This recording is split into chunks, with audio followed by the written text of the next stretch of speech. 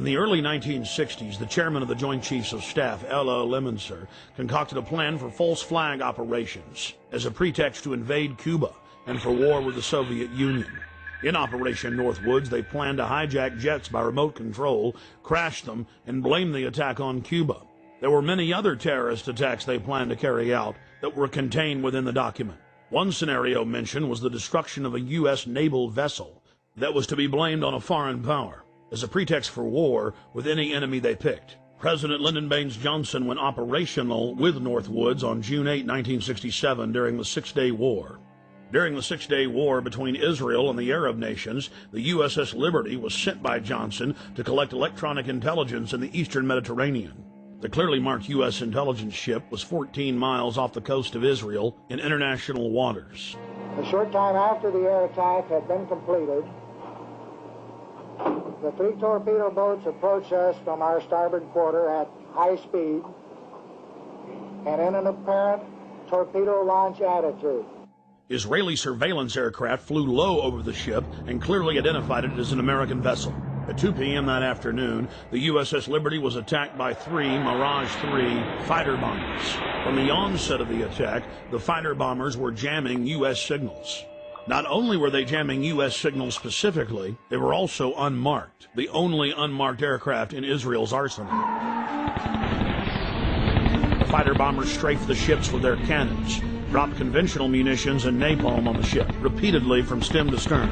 After the Mirages had done their work, the ship was hit by medium bomber Dassault missiles carrying napalm and other munitions like white phosphorus. The USS Liberty was then attacked by 3 Israeli torpedo boats bearing Israeli flags. The torpedo gunboats opened fire with high-caliber machine guns and launched torpedoes. A single torpedo struck the ship, blowing a hole in both sides, entering the ship and leaving a 30-foot exit hole when it exploded. Then the torpedo boats began strafing life rafts in the water, an international war term. While all of this was happening, the oversized American flag flew clearly above the ship. The attack on the Liberty went on for hour after hour after hour. During the entire attack, the USS Liberty continually called the 6th Fleet that was nearby, begging for air support or rescue. 2 aircraft carriers in the Med responded by launching fighter aircraft. Unbelievably, they were recalled by the White House. Rear Admiral Geist, then commanding the carriers in the 6th Fleet, called Washington personally to confirm the recall order. Secretary of Defense McNamara came on the line, and then President Johnson himself told Geist, "I want that goddamn ship going to the bottom. No help. Recall the wings." Imagine being Admiral Geist begging the president to allow you to defend an American ship that's under attack and being told by him that he wants the ship going to the bottom. Despite the fact that the U.S. carriers withdrew their help, a Russian spy ship appeared and witnessed part of the attack. After 3 hours into the attack, the Israelis withdrew because there were witnesses, allowing the damaged USS Liberty to limp to safety. 40 years after the attack on the USS Liberty, we know exactly what happened.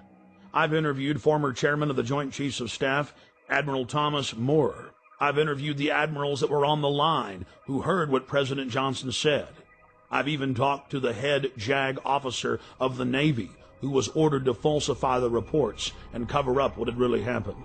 One of the Israeli pilots has gone public as well, saying that 3 times he refused over his radio to headquarters to attack the ship, saying clearly that it was an American ship in international waters and an ally. He was ordered under threat of court-martial to engage the ship. In a nutshell, this is what happened. President Johnson had personal control over the ship, parked it in the Mediterranean, made a backroom deal with Israel to attack it with an order to kill all aboard.